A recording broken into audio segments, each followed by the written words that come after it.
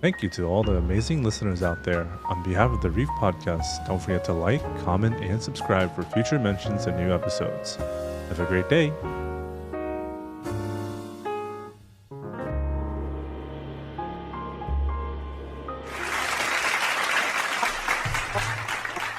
All right, ladies and gentlemen, welcome to the Reef Podcast. I'm your host, Luis, here joined by Nightmare and our amazing guest here, Mr. John Swasey. Welcome in, sir. Hey, guys. Thank you for having me. Thank you for being here. I know it's a little late where you at, but I'm glad that we were able to have you here, my friend. Yeah, not a problem. It's actually, I think, later where you all are. I'm Houston time, so I'm Central, so it's only a little after 8.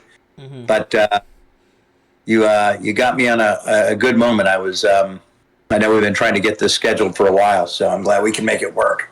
I gotcha. Well, I'm glad that we were able to, I know you said you were traveling next Sunday and everything like that, and we tried to make it, the more comfortable it is for you guys as a guest, the better it is, because we always try to go with whatever time frame, whatever, it's good with you. Hey, that's all that matters, Well, Absolutely. I've got my libations, so I'm feeling very comfortable. Well, you're like my co-host here. My co-host has a little drink as well over here.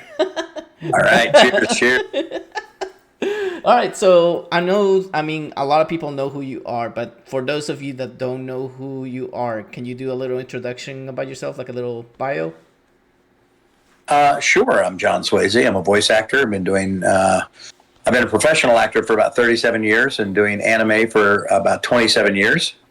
I live in Houston, Texas. I'm based out of here. I work as a full-time director at Sentai Filmworks, which is part of the AMC Networks family. And I work for primarily Sentai Filmworks and Crunchyroll, formerly Funimation, up in Dallas. Some of the roles you know me for are Crocodile from One Piece, All for One from My Hero Academia, Lord Death from Soul Eater, Undertaker from Black Butler, Midoriya from Dragon Ball Z, Hohenheim from Fullmetal Alchemist, Gendo from Evangelion, and about 400 others. So those are the biggies. So basically, you have a big Christmas list of different names out there. But yeah, we're big fans of you.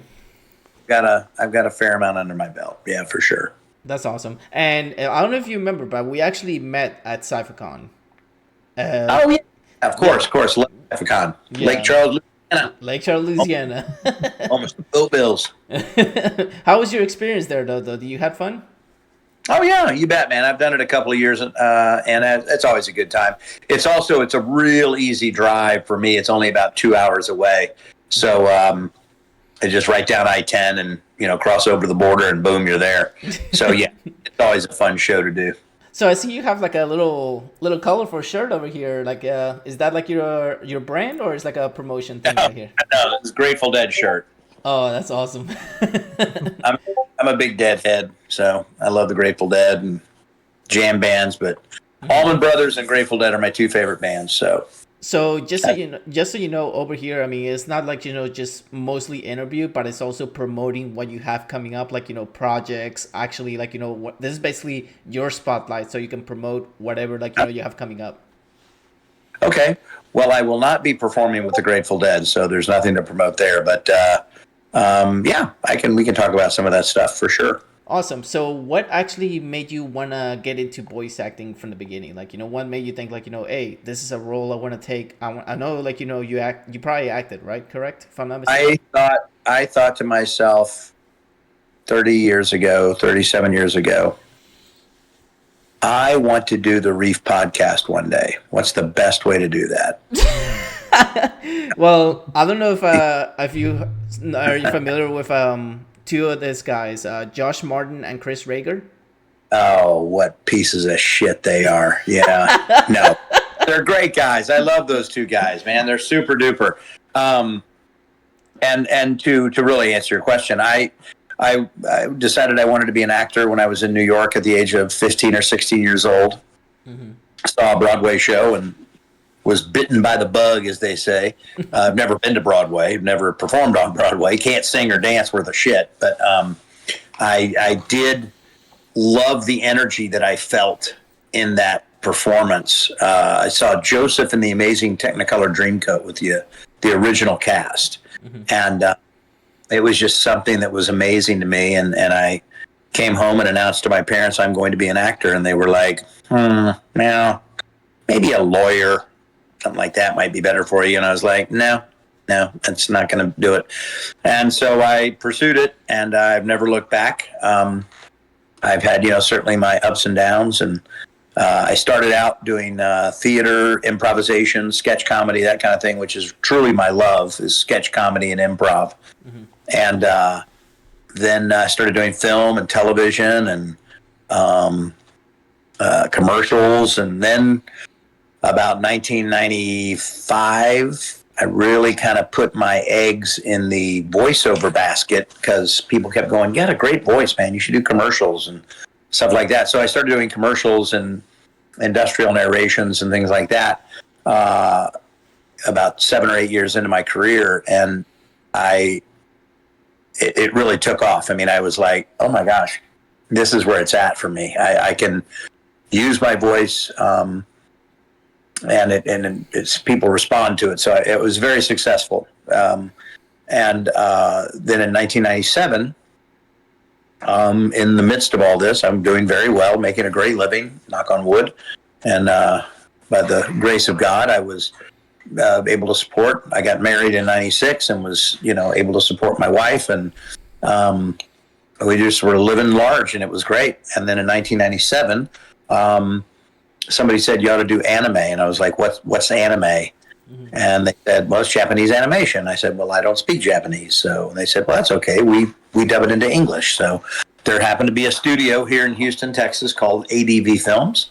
And I started working for them. And then a few years later, I started working for a company up in Dallas called Funimation.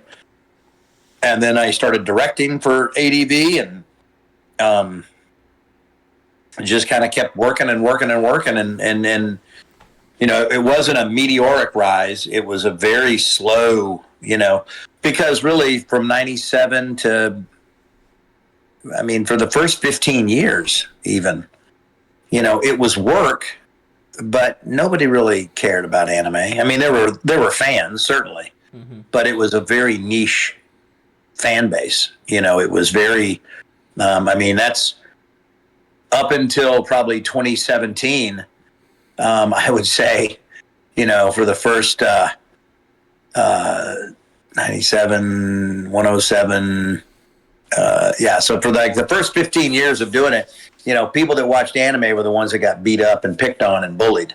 If you watched it, you were a nerd, you were a geek, you were whatever. I remember those. Oh, stand by 1 second. Don't go away. I got an emergency. Don't go away. I'll be right back. Yes, sir. Sarah. This. Please.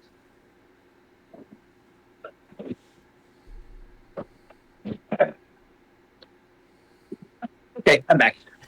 Welcome back. Anyway, so I just started doing it, and again, for me, nobody.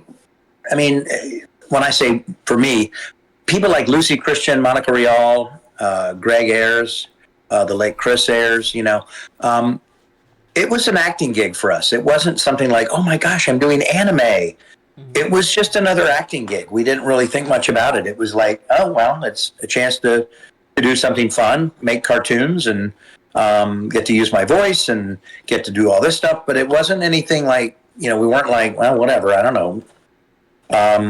And it wasn't until about 2018 that the shift began. And suddenly it was becoming more popular. And in 2019, it was getting really popular. And then, of course, 2020 hit with the pandemic. And after the pandemic, it was just exploded in popularity. That's amazing. And, whereas before, people would go, what do you do? And I go, anime. And they go, isn't that Japanese porn? I was like, no. It can be, but so, anything could be, it's like, that's not that doesn't encapsulate the whole thing. But now it's quite the opposite. Now, I get people that are like, I could be at the grocery store, I've been at the airport, I've been at, whatever, and they find out what I do, and they're just like, really, what have you done? And I tell them, they're like, no way. Flip out and they freak out and they just, can I get your picture? And blah, blah, blah. It's like, the anime voice actors now are these like celebrities, and people love it. So I'm very blessed. And, what's really changed, another aspect that has changed is the convention scene, like SciFiCon, where, back when I started doing anime, there might be 1 or 2 conventions a month. Now there's 6 and 7 a week, if not more, all over the world. Right. So you've gone from about 20 conventions a year, maybe, to 400. Yeah. It's insane. And they're everything from the size of SciFiCon, which is, a medium-sized show, 4,000 or 5,000 people, which is a decent show, all the way up to New York Comic Con. And you got, 1 million, 2 million people showing up. So it's really been, a thrill, and it's been, I love it. And it's been a ride. And right now I don't see any end in future, especially with things like One Piece. Now they're doing the live action. So it's making everything more popular. One feeds the other. And so it's really, really something to be a part of. Just so you know, me and my actual co-owner of my Discord that we have here, like, it's not him, this is my co-host, but he's actually part of the admin as well. Me and him are actually thinking about doing an abridged series of My Hero Academia, like a funny version of that. And I told him, like, hey, I can actually, like, try to get you something signed from John Swasey. And he's like, where, how? I was like, dude, SciFiCon, I'll go over there and get you something. And I was the one that got the metal plate signed by you for my friend. Yeah. So he was like, nice. Yeah, very cool. Yeah, so he was actually very happy to have that, and wonderful. Glad. It's I love doing the conventions. I love meeting fans, and I love hearing their stories and visiting and talking. And it's for me, it's not just about signing autographs and next. It's like I like to hear the stories about people. And one of the things about anime for sure is that it's had a very profound and positive effect on a great number of people. 100%. And the traditionally the anime fan is somewhat marginalized. They're on the outer peripheral. They're maybe on the spectrum, or part of the LGBT community, or something that kind of puts them on the perimeter. For whatever reason. And I'm not trying to say there's anything wrong with that. I'm just saying in society, we have a way of, if you're not normal, you stand over there. And what's been great about anime is that it's been there as a support for people, but it's now become so mainstream. It's like the people that were over there going, you stand over there, they're like going, no, come on, let's all be together, So I think it's been a great community engager for everybody. In fact, one of the things I like to say is, the world could learn how to get along just by going to an anime convention. I agree. Because people don't bully. They're not there to hassle. They're there to lift each other up and let's have a good time, and you be you. Just do you. That's all you got to worry about, And so I really dig that. And do gotta say, like, you mentioned how, like, your parents gave you that weird eyebrow look whenever you said, like, you wanted to do voice acting and everything. And now, basically, like, that you're actually successful here, I bet, like, I'm a big Christian. So, I mean, like, they're looking up to you and saying, like, hey, we're proud of our son for, like, what he's done, like, Well, thank you. I too am a Christian, and I believe my parents they both passed on, but I believe they're up in heaven looking down, and it's weird. I mean, there's certainly times my dad died in 2000, so he never really got to see the success, but my mom did a little bit more. She died in 2013, so she did not get to see the success that I'm enjoying today. But they both, as much as they raised their eyebrows, you said, which is very funny. That's very apropos. But they were, I should mention, they were very, very supportive of my career. And they were like, basically, once they realized that I said, I'm going to be an actor, they just said, well, just go be the best actor you can be. And, they were very supportive. Little side note, but my dad wanted to be a librarian. And when he met my mom, they got married and got pregnant with me pretty quick. And so he kind of gave up his dream because he had to go get a job and go to work and support his new family.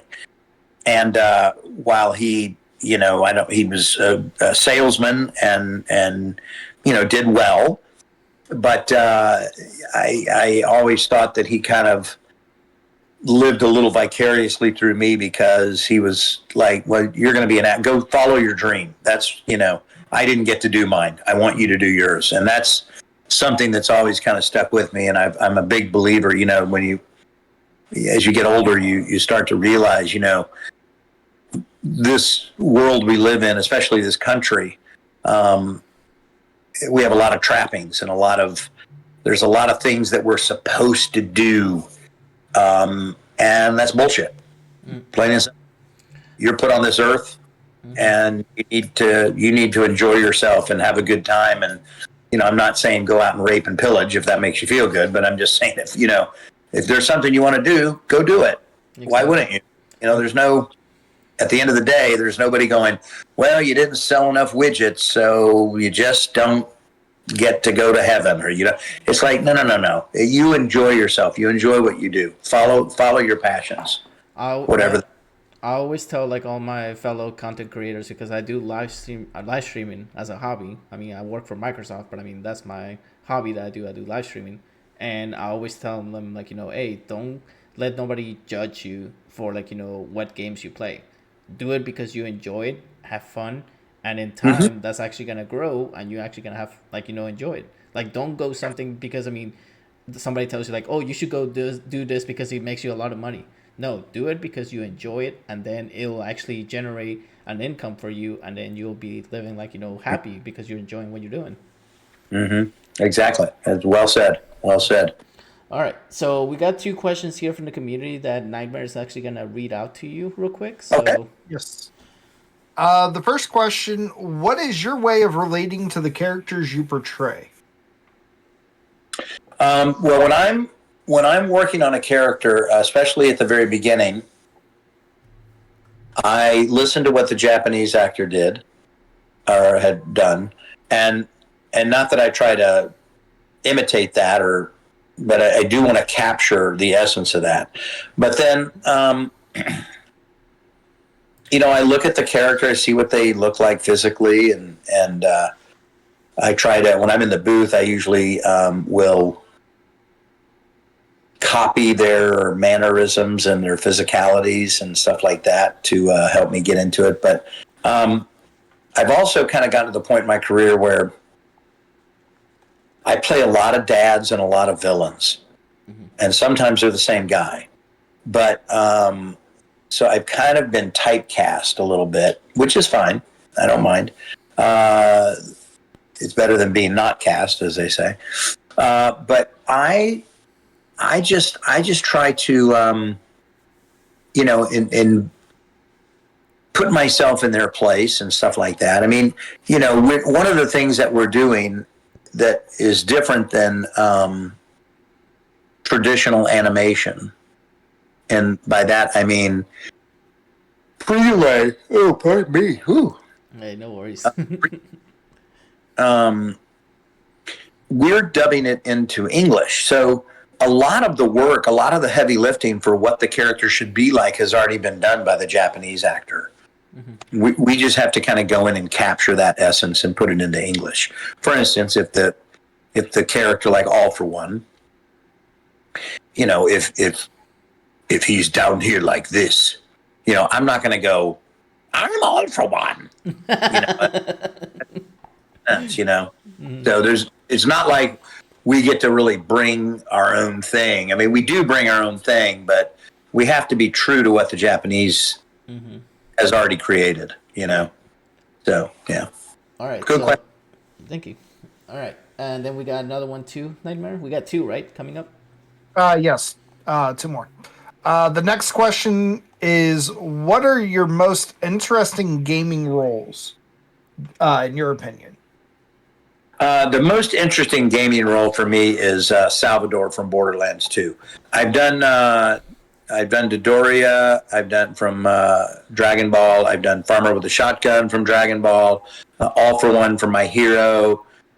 And anything that's any anime that has a game attached, a video game attached, I've done those characters, and that's fine. There's nothing like. But Salvador was he was from scratch, and so he was one of my favorites. He's also one of the hardest voices I've ever had to do, as far as not performing it. Like, oh my gosh, where did you have to go for that? But it was just the hardest on my vocal cords, because he's this kind of Russian Hispanic-y, but everything he does is like this, and it's all big and huge. And so it would really rag my voice out for sure. So, but he's one of my favorites. I would, I hope and pray every day that I wish Gearbox would just go, hey, we're going to do a spin-off game of nothing but Salvador, Wow. That would be pretty awesome. And then, and now didn't they just came out with a movie for Borderlands or something? Like, I was like, what the heck, man? That's crazy. Yes. They did it. It was Borderlands. It's Salvador's not even in it, but they came out with a movie of Borderlands, but the original Borderlands. I'm in Borderlands 2 and 3. Now, I know, like you mentioned, like that Chris Rager and Josh Martin. Were you ever on the same booth recording with Rager? Because I know he voiced the Borderlands character too. Yeah, so the way that we do stuff, though, is we just do one actor at a time. So I'm never in the booth when they are, and they're never in the booth when I am. I mean, we all just do one actor at a time, especially the video. I mean, excuse me, in the anime, because we're dubbing it. So it would be really, really difficult and problematic to try to record a bunch of actors at the same time, and then the engineers got to match everything up and all that. It's hard. If you had more than one, it would be really difficult. So, I've never been in the booth. Really, the only time we ever see each other, funny enough, is at conventions. Gotcha. But I mean, out of all the conventions out there, like between San Diego Comic-Con, New York Comic-Con, and then of course down the south, which one do you think you actually enjoyed the most out of the 3? Well, I've never done San Diego. New York was fun. It was overwhelmingly huge. I couldn't believe how big it was. I got to be honest with you. I kind of like doing the smaller shows like Sci-Fi-Con. I enjoy those for a number of reasons. But I'm not generally somebody who has, a line of people down the block. I mean, I have lines of people, but they kind of come and go, or it's just, it may not even be a line. It's like I've got 10 people in my line, and then by the time the 10th person comes up, there's 3 more people, and then there's 2 people, and then 5 more people, and then it's not this like Chris Sabat, that has this just marathon line where he's going to be there doing nothing but signing for the next 10 hours. And like I said, I really enjoy when you can spend a little time with people and talk to them. Some people come up, they don't even want an autograph. They just want to come up and say hello. And that's fine. I mean, they're just as valued and just as valuable as anybody else, because they have an opinion, and just because they don't have, money to get an autograph, there's no reason to shoo them away. They're a fan just like everybody else, and I learned a long time ago, never, ever, ever, ever steal anyone's joy. If their dream was to come up and meet you, then by golly, you need to be there for them and meet them and say hello. Mm-hmm. You don't have to spend 20 minutes with them, but I mean, at least acknowledge them. I mean, they, may have driven a long distance, or, who knows what their circumstance is. So I think it's just very, very important to give back and to be a part of that. So the smaller conventions generally afford you that flexibility, as opposed to the really big ones that are like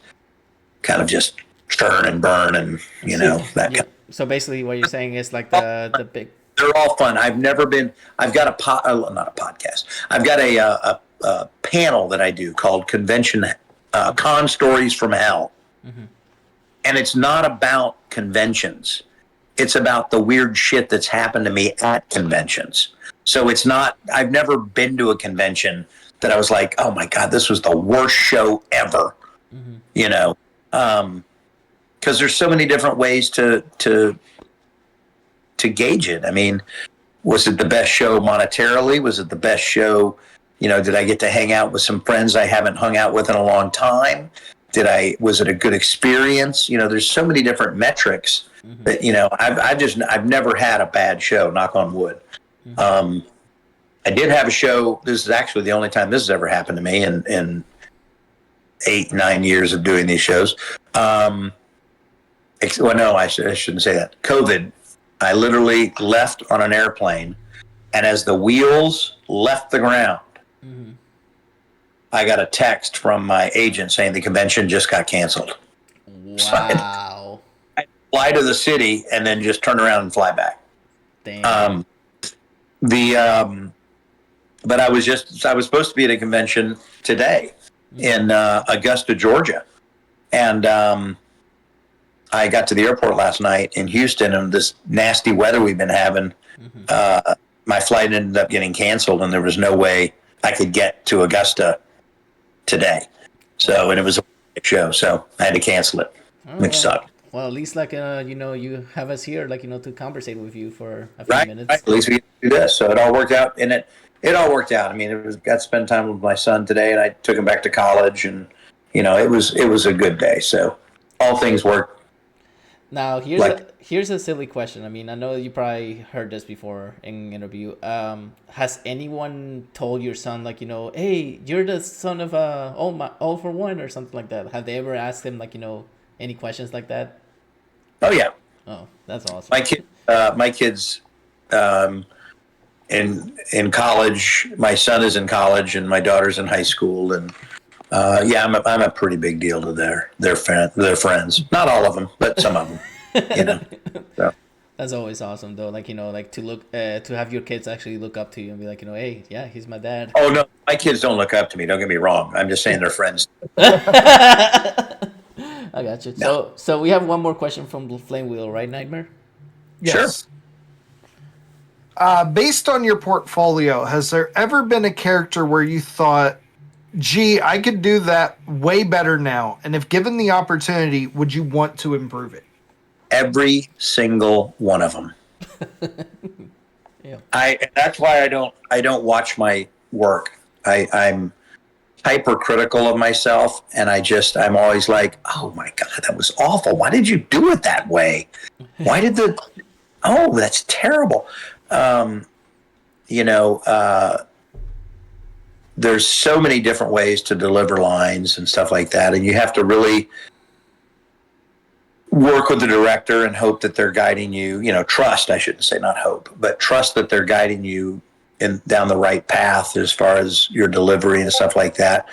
A lot of times, I love line reading from the director, because the director is going to be far more intimate and knowing of the show than the actor is. Because when we go in, we're jumping all over the place. We're going in linear fashion, but we might, you have 5 lines up here, and then you go 5 minutes into the show, you got another line, and then 2 more minutes, you got 4 more lines, and then so a lot of times we don't know the context, or we don't know what's going on, what happened before, It's not like we get the scripts ahead of time. I mean, we have to go in. It's basically cold reading. So, it's hopefully you deliver a line that is the best you could do. But certainly when the director goes, hey, listen, and I do this as a director too. Listen, on that line reading, there's nothing wrong with it, and we all understand that. We don't have to say it, but it's like, I need you to emphasize this word, not that word. You know what I mean? They went that way, not they went that way. Mm-hmm. There's different ways to say it, but you have to say it the right way that it fits with the other lines. It's like putting together a puzzle. It's and sometimes as a director, I'll start. I get knee deep into a show and I realized that, that one actor, I didn't have him deliver the line the right way. I'm going to have him come back in because it doesn't make sense the way that the rest of the actors around them have delivered their lines. So, that happens because ultimately what we want to put out is an exceptional product. That's the end goal. Mm-hmm. And so, if we have to re-record or redo lines, we will. But as far as me, I just hope and that and trust that whatever I've done is good. I mean, I without sounding too boastful, I would think it's all right. Everyone seems to like it, so I guess it's okay. But I'm very hypercritical of myself. So. Well, you always want to aim for perfection, like when it comes to like doing like even when you do content, like when you do YouTube videos or something like that, you want to make sure it's actually the way you want it to be. And I completely 100% agree with you with that. You don't want to hear these words. Mm-hmm. Well, that's as good as that is going to get. That doesn't cut the mustard. That doesn't fly with us. So Nightmare, any questions that you have for her? I do have one question. With the extensive list of everything you've done, voice acting, live action, what would you say is the most difficult role you have ever played? Well, again, that's kind of that's a little tricky because when you say difficult, like again, Salvador wasn't difficult to do the voice; it was very difficult to sustain the voice. So I would go in and record for a few hours, and then my voice would just be shred. It would be bloody and vocal cords flopping all over the place. I mean, it was just, I was like, that was very hard. But I did one role one time, Captain Global for Macross, which was, Macross is an old show and it was part of the Robotech series. And, but this was not Robotech, this was Macross by itself. Mm-hmm. And I played Captain Global, and he was Italian, and the director would direct me, and he goes, he has a slight Italian accent. Oh wow! we would record, and the director would go, too much Italian, not enough Italian. Oh my god! Like, so it was tough, but again, the goal is to get it right. And as frustrating as it can be, especially somebody like me or, any number of actors that have been doing this for almost 3 decades, you want to go in and do the best job you can, but we've been doing this so long, it's kind of like second nature to a lot of us. I mean, if I hear a voice, I'm like, okay, well, you called me in because you're looking for something like this. Oh, yeah, that's perfect. Okay, well, I've done this a gazillion times. I know what to do. So, there's really been nothing that's been so difficult that I couldn't do it. Now, I will say that when there are plenty of times I've auditioned for something that I didn't get it. I wasn't the right voice. I wasn't the right guy. You just have to trust that the director knew what they were doing. I will tell you, there was one show I was doing called Tanagawa, and I think it's Tanagawa. I think that's the name of it. Anyway, I auditioned for the role of the narrator. And my friend, Kyle Jones, was directing it. And he said, John, I want you to audition for the narrator. I think you're perfect for it. And, sometimes when you get told things like that, you kind of think, well, this is kind of a gimme. I got this in the bag. I'm going to nail it. And I did it, and I didn't get it. Oh, wow. And I ended up doing some other stuff. He cast me in some other stuff. But David Wald got the role of the narrator. And when I heard David Wald's performance, I was like, of course he got the role of the narrator. It's perfect. How would you even consider me when you had that? I mean, it was so beautiful. And, David Wald's a very, very gifted actor. And, but, so there are roles, there are roles that are hard, and usually some of those we don't get, to be blunt. Hopefully, again, the director's going to cast you in something that he or she knows is somewhat in your wheelhouse, or certainly directable in your wheelhouse. So, I got you. That's all right. Pretty much it. So we have 3 last questions for the day for the interview, and then we should be done. Okay, sure. All right. So what's the next question from Flame Wheel, Nightmare? The next question from Flame Wheel. When you're directing people in a scene, how best do you go about it? If you can use examples of whatever you've done personally. Well, a lot of the first step is casting. You want to cast the right person in the role. And if you've done that, I can tell you that 90% of your job is done. Now, that is very true with seasoned actors. If you get somebody new, it's a different ballgame, because you really don't know what they can do, and you have to really push them and kind of crack the whip and make them, the main thing about any voiceover, whether you're doing anime or you're doing commercials or industrial narration, safety videos, whatever, the most important thing about a voiceover is that it sound authentic and real and believable. Like it comes from your heart. If you're having somebody just read lines, it's not gonna fly. So that's why I tell people, if you're interested in this kind of career, the most important thing you can do first is learn the craft of acting. Don't worry about voice acting. Learn the craft of acting. If you can act on a stage, you can do voiceover. Historically, a lot of the best voice actors I've ever worked with started on the stage. But with regards to using, bringing somebody in and I'm directing them, it's just important that they be real, and to get them to be as believable as possible. A lot of times you hear yourself, you got your headphones on, and you sit there and you're like going, okay, so in this scene you're yelling at that other person, and they'll go, "Hey, Nightmare!" Okay, that's not yelling. "Hey, Nightmare!" That's yelling. You have to be real. Right. And getting people to do that, if you feel foolish, like you look like an idiot in the booth, you're probably doing it correctly.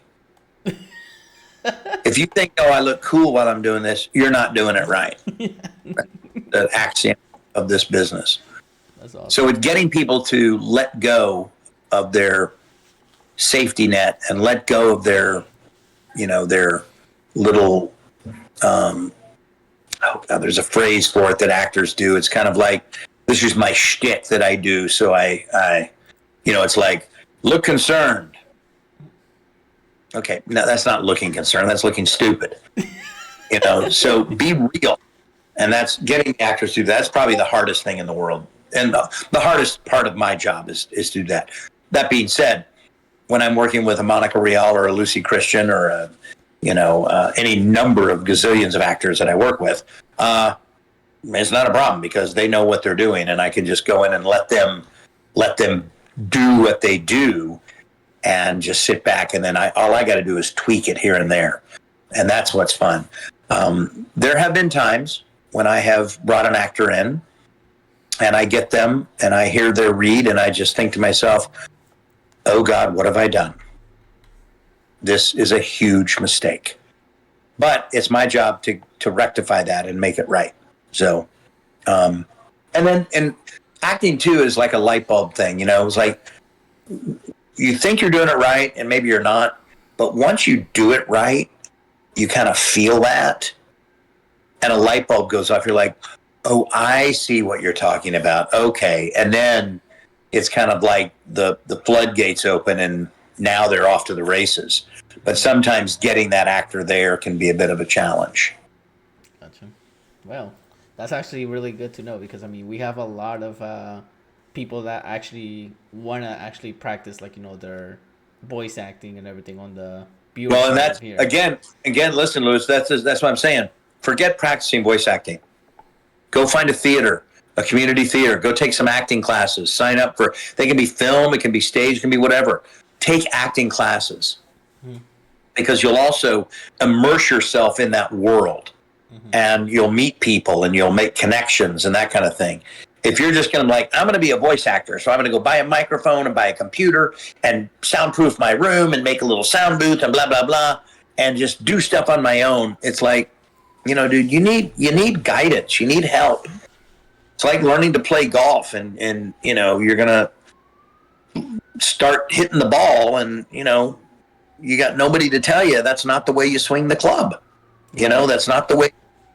And it takes practice. It's not something you go learn. And I had a guy one time in New York tell me, I was at a panel, and he goes, I have a question. I go, what's your question? He goes, I took a 6-week voice acting class. What's my next step? And I said, take it again. He's like, well, I already took it. I said, I know, take it again. And then after you're done with that, take it again. And then take another one, and then another one, and another one. And then when you're done with those, take them again. It's not rocket science. It's not brain surgery, but it is a skill.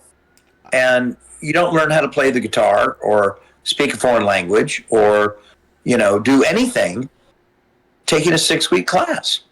It takes time. You might get some of the fundamentals. You might get some of the basics, some of the mechanics, but to really perfect them takes time and practice. And that's unfortunately, what I see a lot of people today don't seem to want to do. What they see is somebody at a convention, and they go, "Oh, I want to be a big voice actor like them." And so I can sit at a table and sign autographs and meet people. And it's like, well, it took me 27 years to get there. It took these actors 15 years. It took, it's not something that happens overnight. So it's very important that you really learn the craft and the skill of acting, and see where it takes you. Yeah, I always tell myself, practice makes perfect. Indeed. There's a reason to say that. You always even when you reach the top, you still have more to go. Don't. Oh, absolutely. Yeah. If you're not working, you should be taking classes anyway. I don't care what level you're at. It's something to keep your instrument lubricated and moving and up to speed. Because if you don't, it becomes sedentary. It's like I learned how to be a runner, but I don't have any races, so I'm just going to sit around on my couch. It's like, no, you're not. You've got to go run every day. So when that opportunity comes up, you're ready to go. And take it. And awesome. If you sit there and just go, well, I took all these acting classes and nothing's really happening, I'll just sit around and do nothing. And it's like, dude, you haven't done anything for a month, and then something comes up, you're like, acting. Yes, I'm going to act now. Like, no, you blew it. You need to keep your instrument in tune at all the time. You know what I mean? Right. It's almost like when you actually do YouTube, like I said, YouTube creators or anything like that. You have to keep going. You can't stop, because if you stop, exactly 100%, Louis. That's exactly right. Best example. Is it Luis or Luis? Luis, okay. Yes, sir. Well, 100% Luis. Best example I could think of with what you're talking about is the military. Military will sit there and we train the same things over and over and over. You could do a field training exercise and 2 weeks later be doing the same exact exercise. Yeah. If somebody teaches you, I mean, and thank you for your service, by the way. I'm just going to use an example like, here's how you clean a rifle. Well, they don't show you one time. I mean, you got to have that drilled into you. So you know how to clean that rifle without even thinking about it. It just, everything is second nature. Everything is just like boom, boom, boom, ba-ba-doop, boom, boom. And you just, you know what to do. Mm-hmm. You know, it's like, when you, unfortunately, entering my credit card number into Amazon has taught me my credit card number. I don't even have to look it up anymore. I just like, but it's that repetition and that it develops habits and develops muscle memory. Exactly. So yeah, absolutely, Nightmare. That's you're spot on, man. Good analogy. Mm-hmm. All right. So the one before last question that we have here is how, I know you're probably excited, of course, because this is coming back. How intense is going to be the final season of My Hero? Because I'm really looking forward to it. Now, if you're caught up, I guess it's hard to go, oh, spoiler. Yeah. But, All for One has regressed in age. So they've actually got another actor that's now doing a very young All for One. And I imagine as he gets even younger, they'll go to another younger actor. So I don't know how it's going to turn out for me. I don't, hopefully there'll be some flashbacks or maybe his mental thoughts are his normal voice.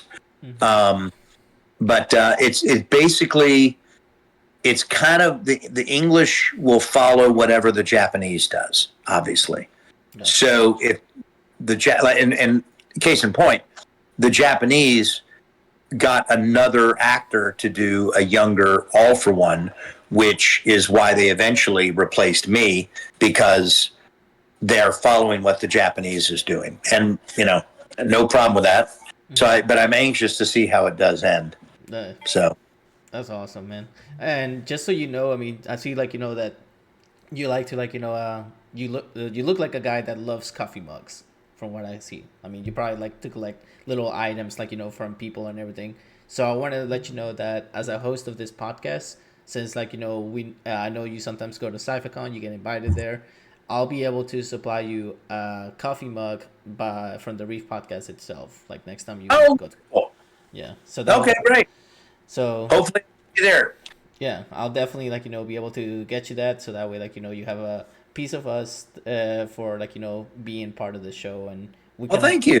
Very kind of you. We cannot thank you enough for all the wisdom that you give to all the viewers out here.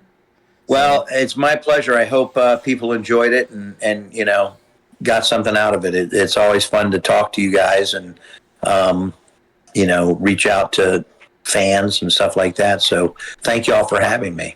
Thank you for being here, and I hope you have a blessed night. I know you have a lot on your plate coming up, and like I told my friend Nightmare here, just always be yourself. Don't ever change. The only thing I changed is my underwear. So that's, All right. You heard it here, guys. So thank you guys so much for coming in. Greatly appreciate everybody that tuned in, and we hope to see you all guys soon.